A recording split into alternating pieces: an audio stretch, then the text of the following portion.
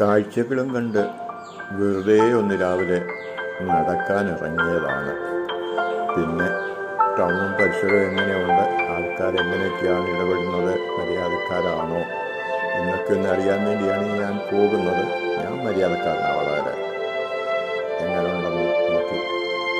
എന്തൊരു രസമാണ് കാണാനൊക്കെ, നല്ല ചന്തമാണ്. കാറുകളും കടകളും എനിക്ക് വേണ്ടുന്ന ഭക്ഷണങ്ങളും ഒക്കെ ഇവിടെ ഉണ്ടോ എന്ന് കൂടെ ഒന്ന് നോക്കാൻ